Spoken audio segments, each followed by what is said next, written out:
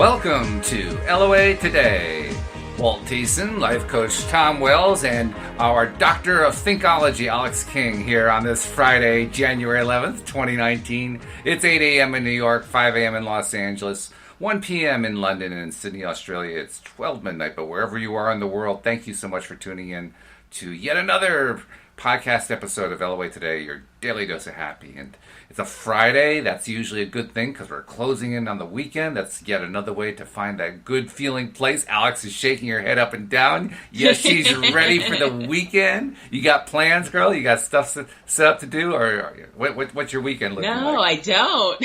You don't? You're just psyched. That's good. Oh, yes, I do. No, I'm going to see my B-Fam's baby the first time tomorrow. Yeah. Wow, fantastic. So I'm excited. She's so adorable. That is great. Congratulations. Yeah, that's going to be fun. That's going to be good. Yeah. Yeah. And Tom's just sitting there very quietly, which is very un-Tom-like. But what's going on in your life? You having good stuff going on? Yeah, we're getting our fourth little bit of snow for the season. Oh, today, right at this moment as we speak. Yeah, we're getting a tiny bit of snow. It's fluttering out. Very good. Excellent. Well, this is a Q&A in addition to our chattering and having fun and doing good stuff here up on the screen and on the podcast. So if you're listening to the live stream, feel free to punch your questions in. We'll be looking for them. I'm seeing people already checking in, saying hello, good morning. So hello and good morning to everyone who's saying hello. And while we're waiting for the questions to come streaming in, we'll get started at our end. Because that's the way we do things here. So, Tom, you mentioned before the podcast you had already figured out what your first question is. So I'm going to go to you first because that's a safe way to go. So, so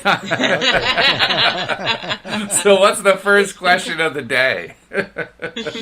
Well, how can I have the life I want and feel fulfilled right now rather than always thinking it'll get better in the future? What a good question. That's the question I deal with that question every single morning. That's a great question. I think we all do, actually. How can I feel really, really good right now instead of thinking, if only I had this, I could feel good. Yeah. I would feel so much better. And I have to say, my answer is the thing that I actually do each morning when I'm feeling exactly that way. I get up, I usually have to feed the cats first because they need that kind of instant attention. Then after I feed the cats, I go into this office here where I have a mirror on the wall and I do my mirror exercises. Mirror on the wall. Who's the fondest Walt of all? Who's the fairest Walt of all? Yeah. And the answer is me.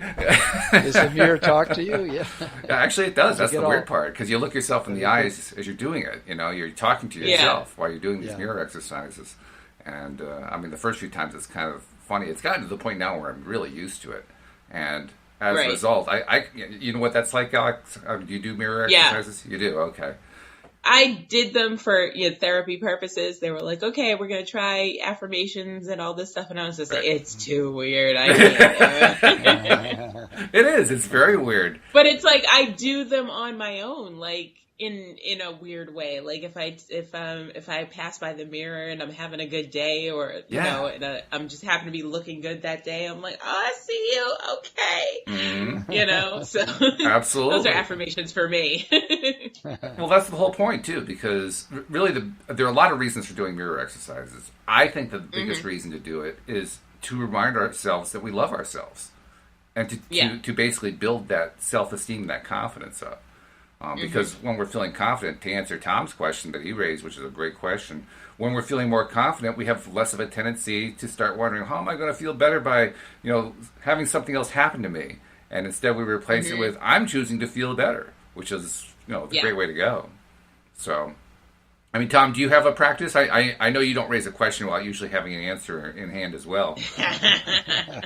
Do you have a practice in mind? Today, my answer might just be a tiny bit ahead of my question, or right there with it.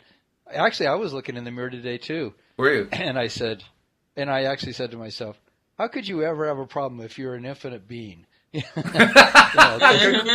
right. Why would you think that you got to struggle if if you're supposedly infinite consciousness. Mm. So, a lot of ways that's what it does come down to, is keep on realizing that every moment there's really nothing else going on except this expression of consciousness. Mm. And that's a pretty, I don't know if that always works for everybody.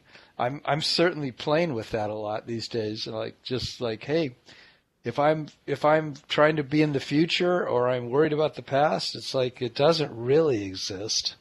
It really is only right now. And so how do I want to kind of just chill and flow with it and quit bothering myself so much?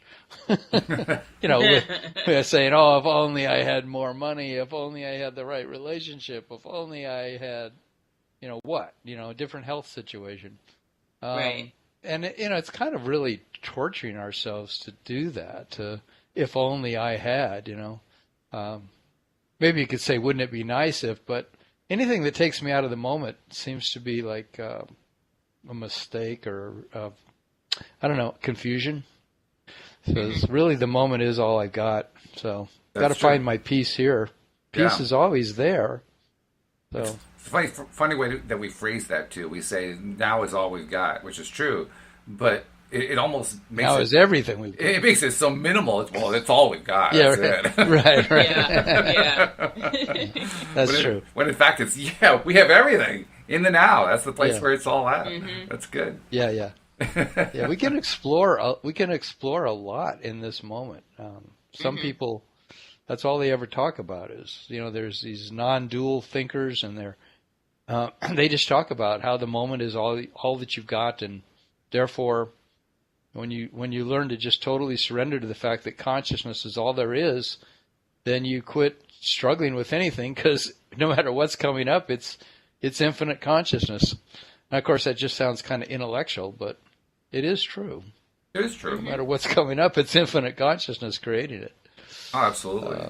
By the way, we can sink deeper and deeper into that. Suraj is agreeing that mirror exercises and self-talk really work. So apparently he's having the same experience that we've been talking about. And Dee Dee... they do make you feel better. They do, don't you? Don't they? It's just something. How it doesn't take long either. It's like seconds. I mean, we're not even talking, like a 30-minute meditation. We're talking like within the first minute. It's really feeling quite a big difference. And Dee Dee was pointing out, excuse me, imagine yourself feeling the joy now as if what you desire is in your experience, and be grateful that your desire is known and answered by Source, who is delivering it to you at this moment, which ties in directly to what you were talking about, Tom, living in the now. When you're living in the now, that's where all that's available to us, which is really cool. Mm-hmm. I want to say hi to Dee Dee, and I'm glad you're feeling better. Absolutely, yeah. Dee Dee was one of the many things that have gone very well this week. Another one being that we're sad, but we're happy because Carlos is no longer one of our co-hosts. But it's because he's doing so well. He's been getting all these gigs, doing commercials and so forth, and building his career in Hollywood. So it cuts into his schedule to be able to do the co-hosting with us. But wow, what a fabulous story that is. And then Dee Dee, we helped her. What a way to go. Absolutely, yeah. And then Dee Dee was last week hospitalized, and we actually, as a group on the show that I did with Cindy, we did this group healing thing, and all just kind of held her in our minds in terms of being in a really good place, a healthy place. And she ended up avoiding emergency surgery. She's out of the hospital. She's back to doing what she does, and it's like, wow, what a fabulous turnaround. Back here with us in the morning. Absolutely, yeah. So that was really great. And then Alyx was also part of our big news for the week because she's got this new relationship going on, and she's so excited about that. That's fabulous. I am. Oh, it's brand new, is it? Wow. It's brand new. That's great. And the part that really reinforces the law of attraction for me is the fact that you are on the autism spectrum with some Asperger's. He is also, and you didn't know about each other on that before you met. You found out after you met. And that is so cool. That's law of attraction right there. It really is. Yeah, it is. Yeah. So good stuff happening this week. And that's another way. I mean, I should have thought to include that in my mirror exercises today to remind myself, look at these cool things that are happening. These are really great things that are happening. That's what I was going to say to answer Tom's question is to account for what you're grateful for. That's how you stay in the now. Mm-hmm. That's true. I mean, when you're counting what they call counting your blessings, you're focusing on the things that are going well and the stuff that feels good, and that's really the battle, really, right there. I mean, yesterday afternoon, Drew and I were talking about his big issue was that he's trying to get himself organized. He's trying to make lists and so forth, and I realized pretty quickly his problem was not making lists or getting organized, because I mean, list takes 5 minutes to make. This is not something you have to spend hours and hours on, right? So I realized what was really going on is he was having trouble connecting with what it is that he really loved, what he really wanted to do, what was exciting to him, you know. So we spent the hour talking about exactly that. When you have stories like these, or like you said, things to feel grateful for, that ties you in directly to the stuff that feels good, the stuff that emotionally excites you, and so forth. Yes. So, yeah, it's very, very powerful to do that. No doubt about it. And to talk about what you want in the future as if it's already happening. I was doing that last night. I try to do that every day for at least 10 minutes. I talk about having the things that I want in the future as if they're already here and how good that'll feel. And, you know, do that at least 10 minutes a day. And then they say, just drop it, you know, just talk about it and as if it's all the way you want it, and feel into that, and then let it go. And it just opens the doors for that to come to you. By the way, you start obsessing about it. By the way, Alyx, I don't know if you saw, but Dee Dee was commenting in the comments section. She says, "Is that why you're glowing this morning, Alyx? Oh, it shows." Well, I'm always glowing, darling. Oh, I love it. But it helps. It helps. It does. It does. So so Tom came up with a good question today. Have you thought of a good question for today, Alyx? Yes. My question is, when did you realize that the law of attraction was working for you? Like, what was the first thing that you realized that you manifested? Oh, that's a good question. Why? What was the first Go one? back and think about that. I know it's a long time ago for you guys. Yeah. Yeah, I was only 1 year old. And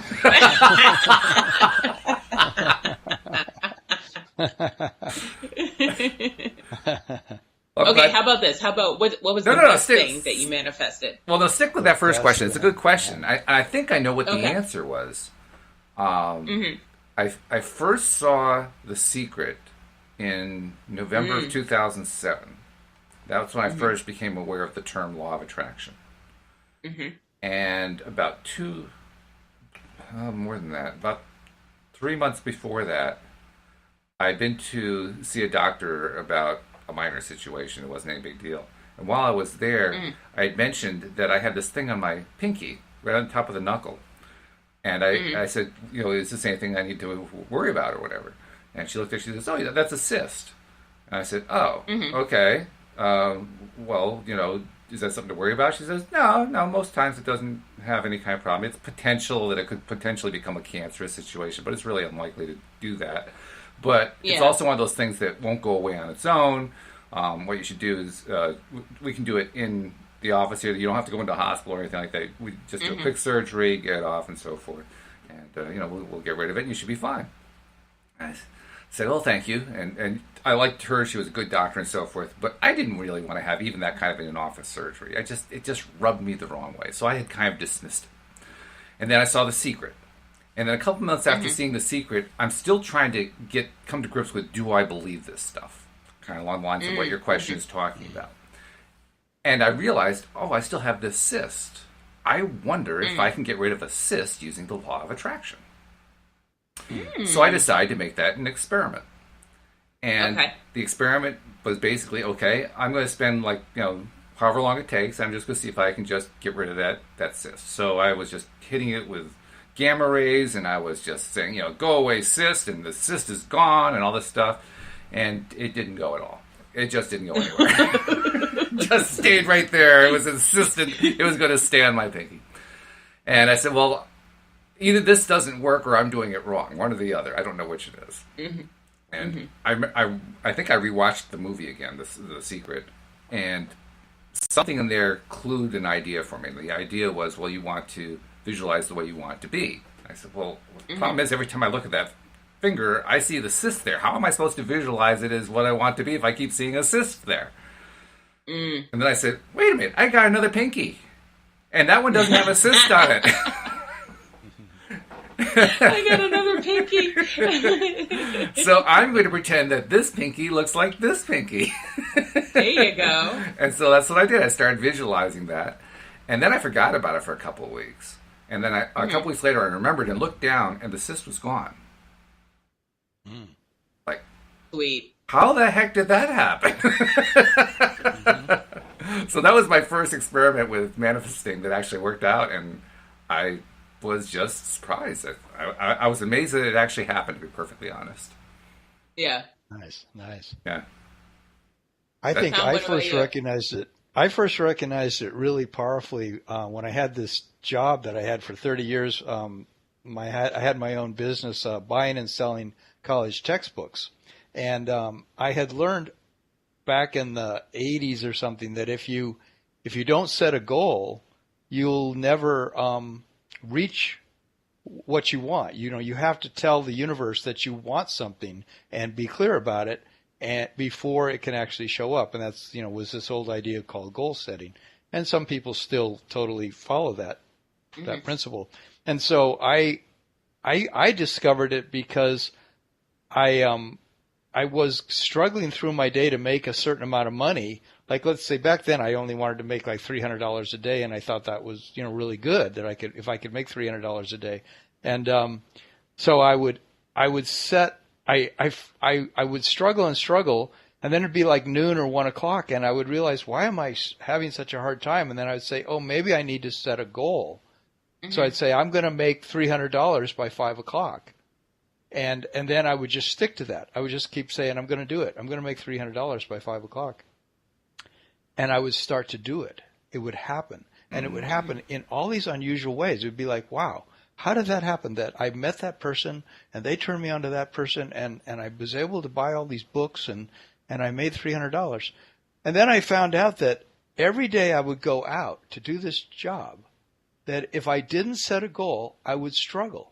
And when I would remember to set the goal, I would almost always make it, usually within a few dollars of the goal. So then, as the years went on, I kept upping it. I kept saying, well, maybe I could make $400 a day. Maybe I could make $500 a day. And after about 4 or 5 years, I was at $1,200 a day, and it took it all the way to $1,500 a day. Wow. And it was simply a matter of setting the goal. And every day, it became like a ritual. As long as I set the goal and then kind of let go and enjoyed my day. I mean, some days I would even sit in professor's office and talk for hours, and then I'd walk out of the office and walk to the office next door and make $600, And I found that, oh my God, this thing it's magic. It's totally magic. It's like you tell the universe what you want and it gives it to you. And I was amazing, that it went on like that. And I could say in total honesty, of those 30 years, I would say that 95% of those days I made the goal within a few dollars of it. Sometimes it was just like within $5 to $15 of the goal, either one side or the other, just by setting it. And I always said, I must be in the right setting, and maybe I could have made a lot more, who knows, but that's as high as I ever got. And then, that job just sort of started to end, and my source of college textbook went away because of the internet. And so, I've never repeated that totally in my life ever since then, being able to be in a situation where I can set a goal that clearly and then just achieve it. But boy, did it teach me how law of attraction works, because I had to go through a lot on those days to convince myself every day to just let go and let the universe do it for me. It was powerful. I like that story for a couple of reasons, not the least of which is it illustrates really well the fact that when you're trying to manifest something and you're like this close, the one thing that holds you back more than anything else is your own belief. So as you kept expanding your belief, you kept attracting more. You kept expanding your belief, and you attracted more. And it was like a direct correlation. Every time that you expanded your belief, you attracted more. I mean, that's pretty cool. It's not very often we get that kind of direct, feedback in that way, right? Yeah, it's really wonderful. And to watch how it would happen in so many interesting ways, just like that's what blew my mind. Like, how could it? Like, I could be at 3:00 in the afternoon and have only made, $500, and then from 3:00 till 4, I'd make 1,000. It'd just be like, how the hell did that happen? And on a lot of times on college campuses where it didn't even seem possible. It didn't even seem like I didn't even know where to go on that campus to find any books to purchase. And then one thing would lead to another, and all of a sudden I'd walk into a situation, there it would be. It'd be like, it was wonderful. I just wish I was still doing that in a way, because it's such an easy way to live. By the way, we have a couple of people who shared their own experiences with what their first manifestations were. First of all, Dee Dee was getting excited about the stuff that we were talking about here and expressing it. But more than that, she talked about her own experience. She said, I think I manifested coming out of depression after 20 years. Now, if you're going to manifest something, that's a darn good thing to manifest. That's That's the way to do it. Whoa, that's serious manifesting going on right there. And then Nasha, who's also checked in to say hello and been greeting everybody, she says, I manifested healing my lymph nodes only by reading Quantum Healing. Like, whoa. All right. I mean, okay. That beats a cyst any day as far as I'm concerned. Yeah. So, doggone, that's very good. Way to go, guys. That was really good. There's this book called The Divided Mind by Dr. John Sarno, and he was like he was the foremost authority in the United States on the body-mind connection, psychosomatic medicine. He's considered way up there, because hardly any MDs actually believe in psychosomatic medicine, but he totally does. He totally believes that mind-body connection is important. And he claims in his book that he's had tons of patients who, just by reading his book and learning that there is such a thing as the mind-body connection, were able to heal their illness. Because once they realized that they were creating this with their mind, the thing went away. And he said that's a huge amount of or a large amount of his patients. So I thought that was pretty cool. Just read the book. That is pretty cool. Yeah. Yeah. Read the book, The Divided Mind, and see if it totally takes care of what you got. Right. Yeah. Absolutely. Well, as you guys were asking your questions, I had asked myself, okay, so what's my question to raise? And I think I've got it. Yeah. What's your question, Walt? My question is this. So often we are used to taking our signals from what goes on in the physical world to decide whether we're feeling good or feeling bad. My question is, especially when we're not feeling good, when we want to feel better, let's put it that way, what do we have to do to make sure that we're focusing on the idea that I can make myself feel good? I don't have to wait for the outside world to make me feel better. I can feel better just by choosing to. What's the thing that makes that happen? How do you do that consistently? I don't have an answer for that, because I struggle with that so hard. every time I have a panic attack, I'm like, well, how can I end this quicker? Or anytime I'm anxious about leaving the house, how can I fix this? And I struggle with it. So I don't know. I haven't figured that out yet. Okay. Well, that's an honest answer. That's good. Let's see what the life coach has to say. Tom, what's the secret there? Oh, there's all kinds of little things that I've done. I guess the main thing I do is I just tell myself that all I've got, or all I've got. What I have is this moment, and in this moment, what do I choose? What do I choose? Do I want to continue with the level of angst that I'm in, or would I like to back off that level of angst? And it seems like it really is my choice to back off it. I know it can seem like the emotion is stronger than my will to change it, but I find generally I can I can just allow myself to relax. It's a choice I make. I just say, I don't want to be in this place where I feel this much angst, so I'm going to back off it. Like I'm in control. And, can practice writing an appreciation journal. I can sit down and close my eyes and go into meditation and let myself just chill, be with my breath. That's always a good way. Get into the feeling that's happening in my body and just be with the feeling in my body. Don't race ahead of myself into the future, and don't be too much worried about the past, but just be right there with whatever I'm experiencing. And it tends to morph. If I really just notice the sensations in my body, it'll often just morph into something different. Mm-hmm. Yeah, it's true. Yeah. Have you noticed that? Well, not specifically with that process. I mean, what you were addressing really is kind of what my answer is, which is have processes available that you've used before that you know are effective. So you were describing one just there that's an effective process for you.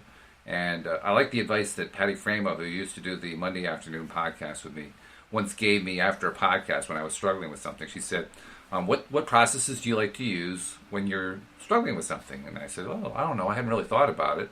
And she said, well, make a list. Make a list and post it on the wall where you're most likely to see it, so that whenever you find yourself in that place where you're looking for the outside world to help you feel better, and you need to kind of take control of it and make yourself feel better, then you have a list. You got a go-to list. Just put on that list, or even keep updating it over time, the various things that you've learned to do, your processes, your meditations, your nature walks, whatever they are. Just make a list of them so that you always have a place to go to see what the options are. Because that's the hardest part of all. When we're facing, I need to take control of my own emotional state right now. I need to say to myself, yes, I can make myself. I have that power. I can make myself feel better, instead of waiting for something good to happen so that I can feel better. And the way to do that is by having that list to go to. Because when you have a list like that, it's like, oh yeah, you forget. If you're in that bad state, you forget that you have these processes. You forget that they're available to you. But when you have the list there, it's like, oh yeah, I do that, don't I? When I go take the nature walk, I feel better. I'm glad I put that on the list. And I liked her idea so much that after I got off the podcast with her, I made a list of 22 items. It's posted on the wall. I mean, it was like, holy cow, I have all these processes, and how could I not think of any of them when I'm not feeling good? But that's what we tend to do. So make a list. Make a list of the processes that work for you. And so that way, no matter how bad you're feeling, even if you're in just deep depression, you just go to your list. And you just pick whichever one feels best at that moment. I find it's different every time. Sometimes this one feels better, sometimes that one feels better, whatever. Find the one that feels better, and then just do it.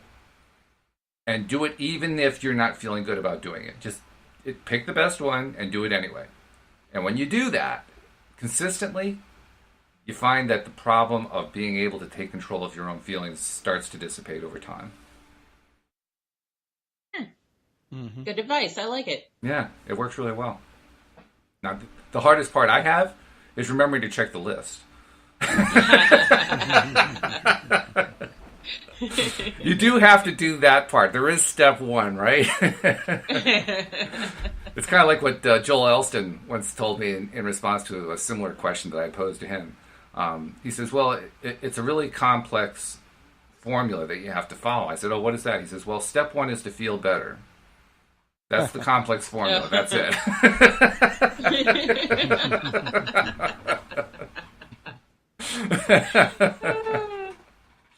So, yeah, that's my approach.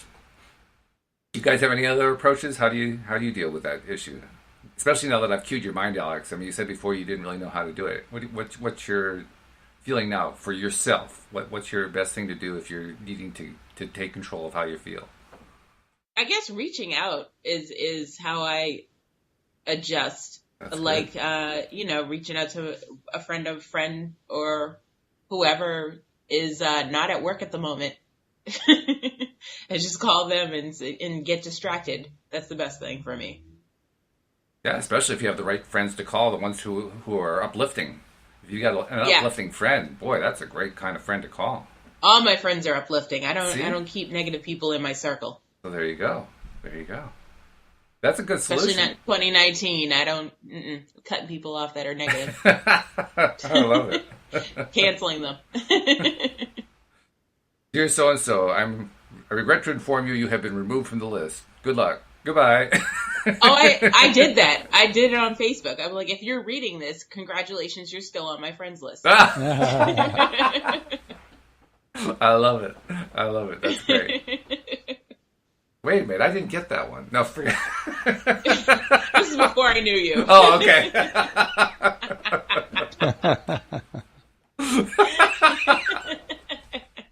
Oh, jeez. No, that's funny. So let's see. I'm not seeing any new questions. A lot of people are sharing their own experiences, which is cool. Mm-hmm. Siraj I have never seen an emoji like the one that Siraj just posted. It's like a sticker emoji. It's like this big, laughing, smiling face. Very cool one. I like that. But no real questions there. those are Facebook emojis. Yeah. So nothing really going on there. So should we try round 2 of bringing up our own questions? Sure. I know Tom's ready. The pressure's on.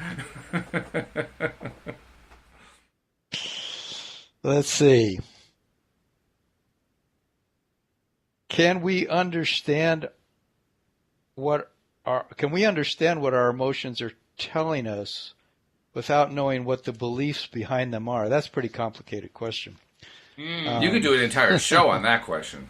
Mm-hmm. Yeah. Yeah.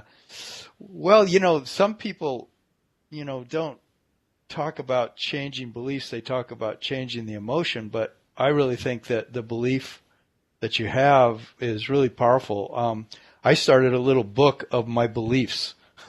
Really? I got a little spiral. Well, I had this little spiral notebook, and so on every page, on one half of it, I write like on one half the belief that I have, and if it's a belief that I don't want to keep, then on the other side of the page, I write the new belief that I'd rather have going forward. But I want to start seeing, what are all the beliefs that are operating me, like that I'm operating from. Because so many of them are beliefs that I don't want anymore, or that it's just cool to see, like, oh, I actually believe that way about things, and kind of blows my mind, some of them, That sounds kind of like the Abraham book, what do they call it, the Book of Positive Aspects. Yeah. One of their processes. That sounds exactly like that process, because in that one, you write down on the left-hand side what you're thinking about in the way that you don't want to think about, and on the right-hand side, you change it to what you do want to think about. Yeah. I do that with clients a lot. I mean, it's one of the common things that we work on is making a 2-column thing like that. And on one side, write, what are you telling yourself about your life all the time? In the different areas. And on the other side of the column, you leave a space that you're going to write your new, better feeling story that you'd rather be telling yourself. Because a lot of times we keep repeating the same problems in our life just because we keep saying the same thing to ourselves over and over again. But a lot of times the beliefs, they seem to be subconscious, almost like we don't even realize we're running them, because we're so familiar with them. We've been doing them since we were little kids sometimes, people don't like me, or I'm not lovable, or however we're saying it. It's usually we're not saying it exactly like that, but we're thinking something that is actually triggering our getting the same result over and over again. Mm-hmm. And it's good to become aware of what those things are. And I know that's what Seth is like Abraham, another channeled entity, and they say that it's really beliefs that are behind everything, And if you get to where you recognize what your beliefs are, you can change everything in your life by recognizing what you're telling yourself with your beliefs. Mm-hmm. This is true. Yeah. Now we've actually stimulated a question from the audience. Nasha says, certain liars online bother me. How do I deal with them? Delete and block? And Dee Dee, by the way, already has answered. She says, yes, delete and block. There should be no room in your life for people's crap. You are not here to be bothered by nonsense. Exactly. Cancel them. Cancel them. I think it's also more than canceling, though. It's also taking attention away from them. Well, if you delete and block, they're out of sight, out of mind. So. That's true. Yes, and I certainly advocate delete and block. Yes. But you also have to take your attention off of it, because if you delete and block and then you sit there saying, "Oh, I can't believe they did that," you're just attracting more of it. Yeah. Mm-hmm. You have to change the mindset too, and the mindset has to say, "Well, they aren't very important. I'm done. What's next?" Well, that goes with my mantra. Why do you care though? Yeah. You just got to keep reminding yourself, but why do you care? And Exactly. think about it, and then let it go. Yeah.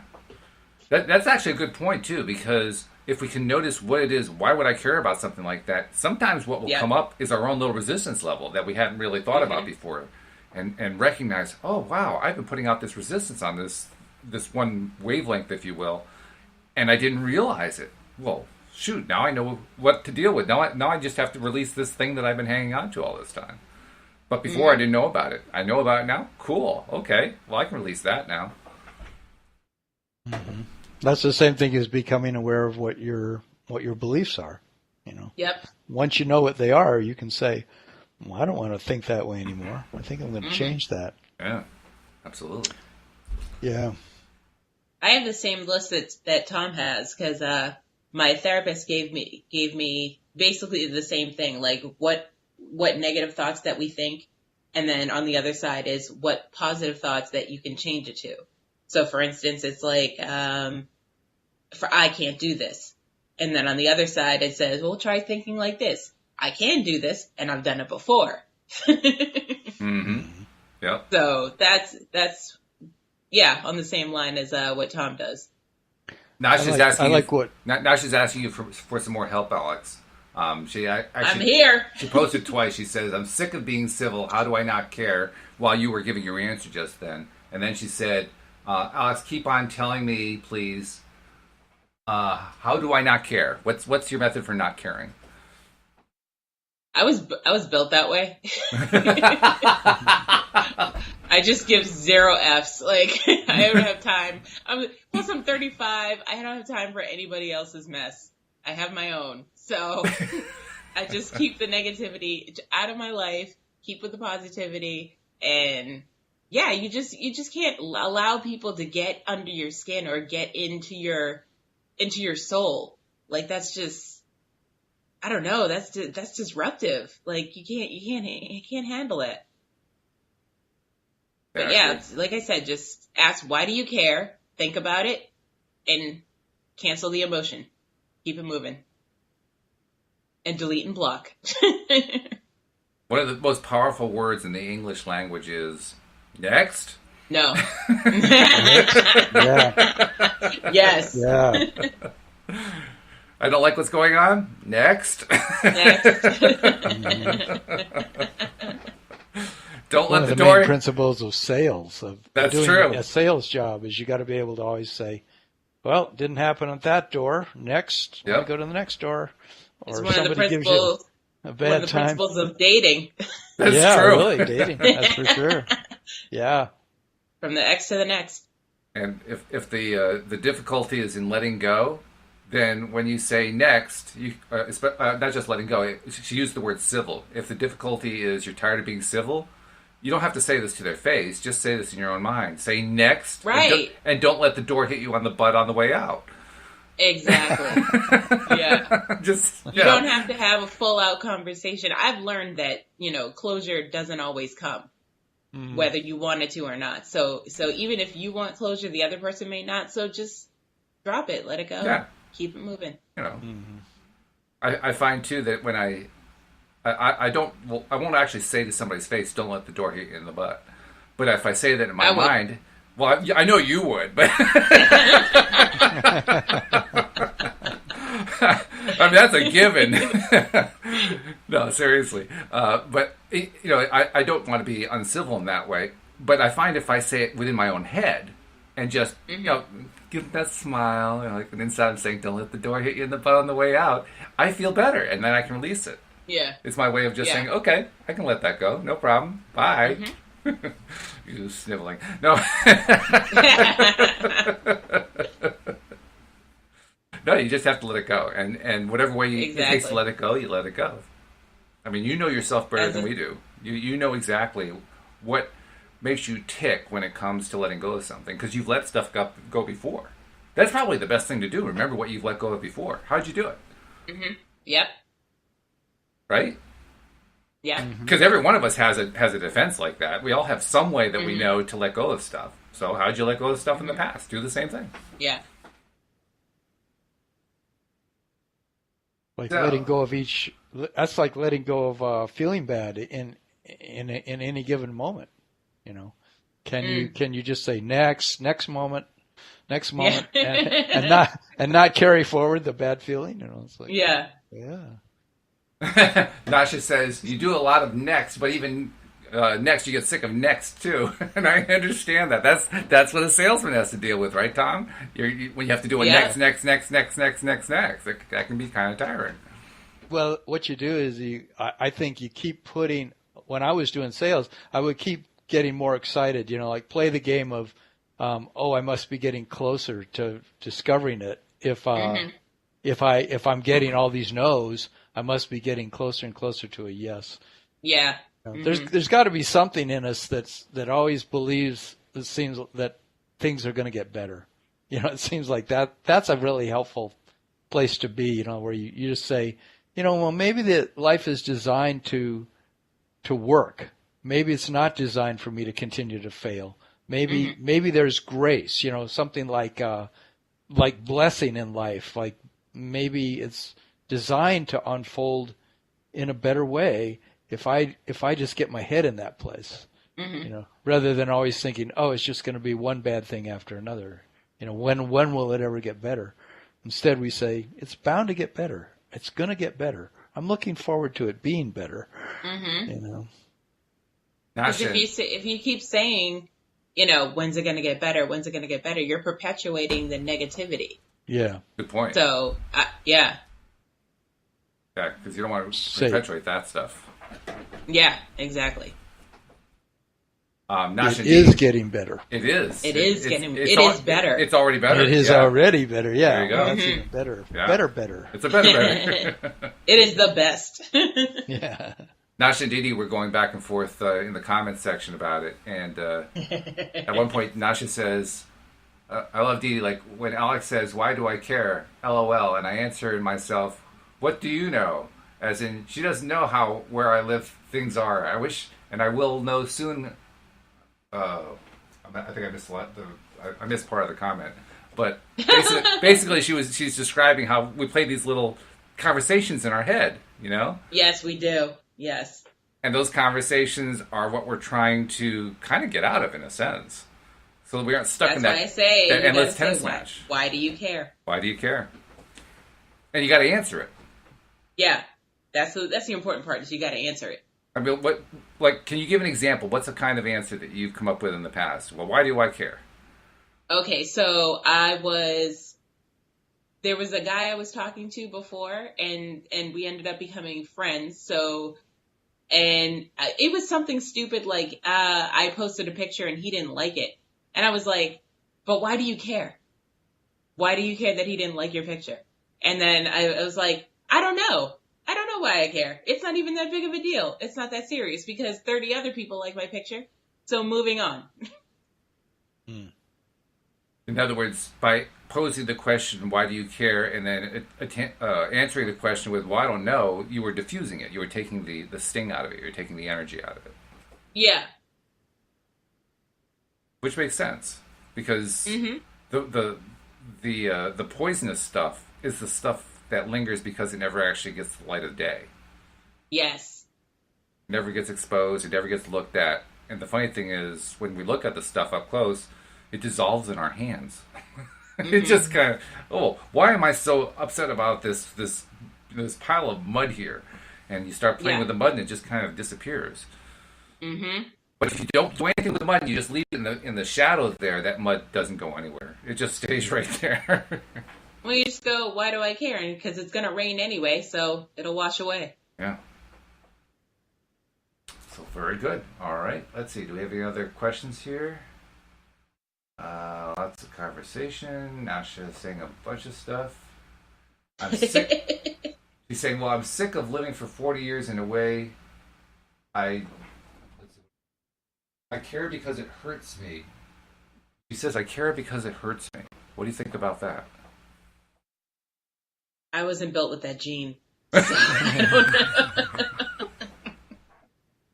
I have, because of the Asperger's, I have no empathy, so I don't know how to fix that. Oh, wow. Yeah. So there's a benefit to Asperger's. That's interesting. Okay. Yeah, it is. Yeah.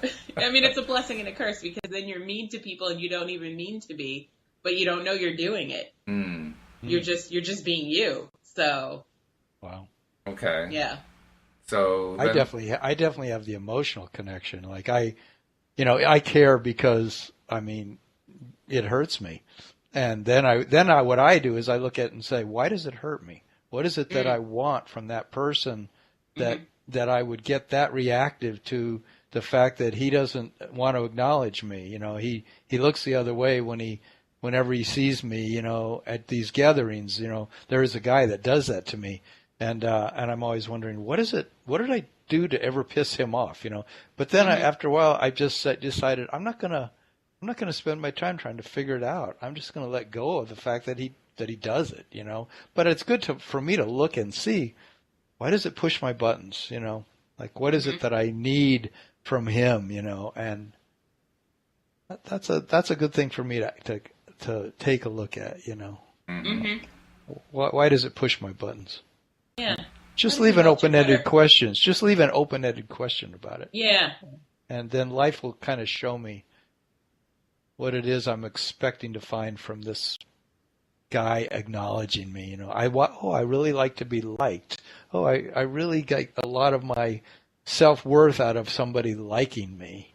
You know. Well, that's fine, but other people like you. It doesn't have to be that one person. It doesn't have to be that one person. You got to remember the other people on the list. That's right. Yeah. And recognize also that, you know, that guy's got his own thing going on. Mm-hmm. And I've even had other friends tell me, oh, you know, he does the exact same thing to me. I said, okay, you know. So it's his thing. It's a characteristic. He's got a big hit on ignoring people. Yeah. Because he's afraid of something in his life. It's bringing up something for him. So for me to not take it personally, but it's good because it triggers stuff that I know I've got issues there. I know I've got something about wanting to be liked by everybody. You know. Well, I think we all feel that way. Yeah. Yeah, we all want to be loved. There's an Abraham Hicks quote that I like for these kinds of situations. It comes from one of their books, and it's on the topic of basically what you're talking about, Tom, about somebody disapproving of you. Not, you know, or like what Alex was saying, they didn't like your picture or something along that line. And it's from their main book, their primer on the Law of Attraction. The Law of Attraction, the basis of the teachings of Abraham. It's by Esther and Jerry Hicks. And if you have a copy of it, you can actually find it on page 141. And it reads like this. It says, their disapproval of me is their lack. If there are others who see something in you that they do not approve of, most often you see their disapproval reflected back through their eyes, and you feel that you have gone wrong in some way. And we say to you, it's not your lack, it's theirs. It's their inability to be the allower that brings forth their negative emotion. It's not your imperfection. And, in like fashion, if you flip it around, when you feel negative emotion because you have seen something in others that you do not want to see, it is not their lack, it is your own. So when you make the decision that you want to see only that which pleases you, then you will begin to see only that which pleases you. And all of your experiences will bring forth positive emotion because, by the law of attraction, you will attract unto you only that which is in harmony with what you want. By understanding the power of your emotions, you can then direct your thoughts, and then you will no longer need others to behave differently in order for you to feel good. And I like that. I think it's really good. I think it's powerful. In fact, Nasha mentioned that she's an empath, and that's where the core of a lot of the problems are for her. And that's what made me think of that quote, Nasha, because that quote directly addresses the empath and says, just because you're an empath doesn't mean that you're looking at how people are looking at you correctly or how you're looking at others correctly. It just means that you have a strong emotional connection. Well, you can use that strong emotional connection, but in the context of what's the proper way to understand what's going on here. Whose stuff is this anyway that we're talking about? In any given situation, is it when you're feeling bad, is it your stuff or is it really their stuff? And similarly, when you're not liking what somebody else is doing, is it their stuff or is it really your stuff? Which is it? You kind of have to sort that out, I think.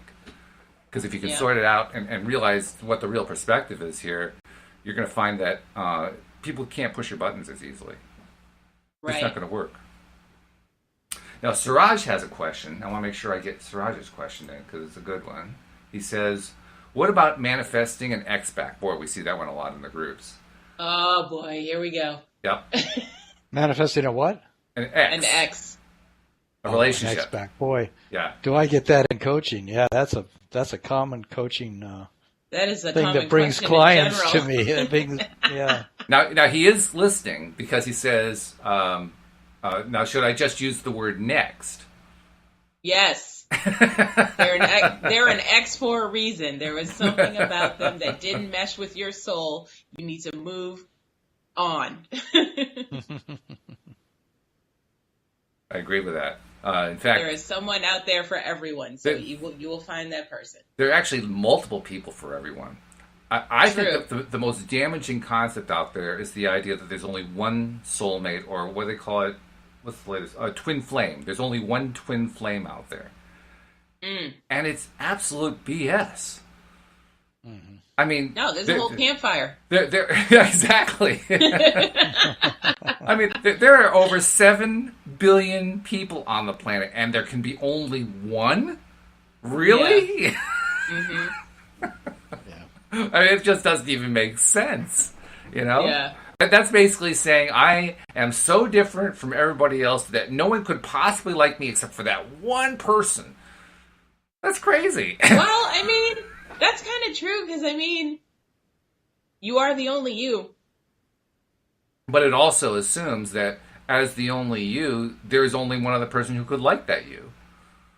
And that's not true. Anybody who's got more than one friend knows that that's not true. Because they have more than one person who likes you. And then like and love are two different things.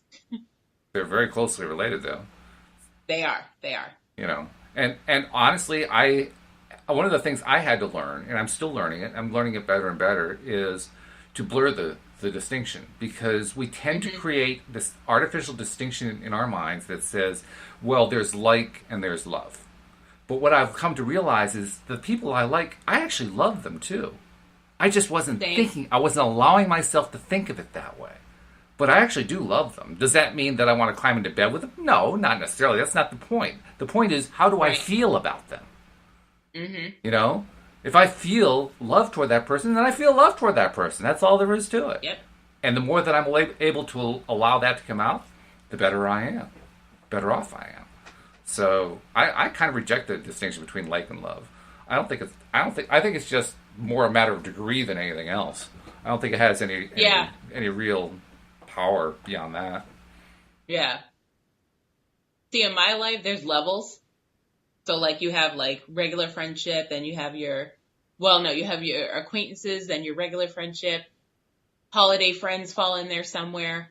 And then, you have, your best friends, your circle, and then the person you're with. And then there's family, of course. Mm-hmm. Yeah. So, in my life, there's levels. And you have to work your way up the ladder. I love it. Work your way up your ladder of approval. Yeah. Plus, the other thing that occurs to me is, look at all the people who they have a spouse and the spouse dies. It's a fairly common occurrence. Now look at how many of them remarry. Yep. Do you think that all those people who remarried were settling for second best? No. So clearly, there is more than one person for us. Otherwise, they couldn't find that other person. That's what I said. There's a whole campfire. Exactly. Yeah. Exactly. So I like the thing Abraham said at one point. They said within 10 miles of where you live, if you live in a metro area, there's probably about 1,000 people that you could be in a really good relationship with. That's true. So within 10 miles, Yeah. At least 1,000. Mm. And I'm thinking, well, because what they're saying is that it's really not that hard to. It's all in you. It's like what you're doing with your own expectations, I guess, in your own evaluation of the whole situation. That you got to be easy with loving yourself, and then you can be a lot easy with loving other people. I guess that's what they're saying. I think that's the way it. I interpret it. Yeah, yeah. That's what almost every form of self-limiting beliefs come from. They come from this belief, like you just described right there, that there's only a certain number of people who could possibly love me. The only thing that could possibly work is the person I'm with right now, and if that relationship falls apart, my life is ruined. That's a limiting belief. No. Yeah. And those limiting beliefs are the only reason why we don't find any of those 999 people. Because we decided we're not going to find them. We couldn't possibly find them. There's nobody who could fulfill me like this other person did. And that's it. Yeah. And the moment we say that, then the universe says, your wish is my command. Exactly. Yeah. So, stop commanding the universe to say there's only one person for me. And you'll find your experience will change. Mm-hmm. We are our own best friends, and we are our own worst enemies. We are both. That's for sure. We can be and so our love rough on ourselves. It's infinite. It is. That's the beauty of it. That's the encouragement. And it's all happening inside of us. That's what's so amazing. All this stuff with external friends and relationships, it's all happening inside of us somehow. We're the ones that have to find our own peace of mind and our own love of ourselves and our own ease and our own openness, and then we attract that. By the way, Dee Dee is psyched. Dee Dee is psyched. She says, 1,000 within 10 miles? Cool. Yeah. Hey, get out there, girl. It's not easy, let me tell you. Start going door to door. It all happens inside of you, though, right? Not door to door. Yeah. Hi, I understand there's 1,000 people out there that could be in a big relationship with you. You must be one of them. You know what? That doesn't sound right at all. Girl, get out of here. Yeah, I know that. Maybe that's not the best method. That's not the way you want to knock on someone's door. Hey, I heard I can be with 1,000 people. You want to be one of them? There must be some kind of inner attitude that. Yeah, definitely. Some kind of inner attraction that you get so attractive in loving yourself that somehow you're open to all kinds of people loving you. Yep. And that's it. Right there. That's why you don't have to go door to door. Thank goodness. Exactly. Right. They all come to you. They all come to you, yeah. Right, 1,000 people. Man. Look at all the people out in front of my house. Yeah. I actually had that kind of, not in terms of relationships, but I experienced that in the last week or so when all of a sudden Facebook started sending me all these people who are asking me to be their Facebook friends. And I don't know if I told you, Alex, it has actually accelerated. Yesterday I had 500 requests yesterday. Wow. 500 friend requests. And How does that happen? I think you're going to need an assistant. Tell me about it. I'm thinking that you need a Facebook intern. There's got to be like part of the Facebook algorithm that when you respond to say yes, yes, yes, they say, okay, we'll find more and more people and encourage them to ask you to be their friend. I think there's something like that going on. So you really got 500 requests in one day? In one day, yeah. And what do you attribute it to? The algorithm? I think there's an algorithm that kind of keeps track of who are you agreeing to. And then they try to encourage other people who fit that same profile, however they figure that out, to ask you, here's some more people. You know how they give you a list? Here's some people who you could conceivably have something in common with. Friends. Yeah, suggested friends. So you just end up on more and more suggested friend lists. So I think are you saying yes to tons of people every day? Not anymore, because I don't want to have 1,500 by tomorrow. How many do you have now? How many friends? I was actually up above 1,000, which for me is unusual. For me, I used to be like around 100, and the 1,000, I didn't feel like they were really friends anyway. So I started trimming them back. But what I've decided to do now is I'm focusing on just going through the list, looking for what am I looking for, and checking profiles out if I see something interesting and that kind of thing, and then approving those and saying no thank you to the others, being selective about it. And seeing what happens. Did you go back and unfriend some of the people you had friended? Or? Yeah, I did. Oh, you did? Because you didn't know them, huh? I didn't know I've them. done that. And don't they get really offended and then they hate you? Well, no, they don't know that you. They I know. Exactly. Okay. Exactly. Yeah. And even if they did, oh well. Yeah. Oh well. Oh well. Yeah. Next. Well, you ought to have all your friends over sometime. That'd be fun. All those twin flames out there. Yeah. How many people can we get on Blue Jeans at once? I believe we can get 100 on this platform, actually, believe it or not. Yeah. Wow. Yeah. Boy, would that be noisy. But it'll be a lot of fun when it happens, that's for sure. And the pictures would be really tiny little pictures of each one. Yeah, the thumbnails get really tiny, yes. We lost your picture on this feed. Yeah, we did. Well, we don't see you anymore. Oh, really? We haven't seen you. Yeah, we haven't seen you for like a half hour, but we didn't want to interrupt. Wow. But it's been kind of nice. No, I'm kidding. I'm kidding. No, I wonder why you went away. I don't know. At one point your picture froze. There you are. Now you're back. What'd you do? I clicked my camera twice, so I clicked it to turn it off and turn it back on. Okay. So I think we found a glitch in the software. You had turned it off somehow. No, it was actually on. That's why I went to just double check it to see if the camera was on, and the icon was on. But you're right. The little, you know how there's a little light on the camcorder. The light was off, but the button said it was on. So that's why I clicked it twice. Yeah. So next time you don't have to wait a half an hour. Next time you can let me know. Okay.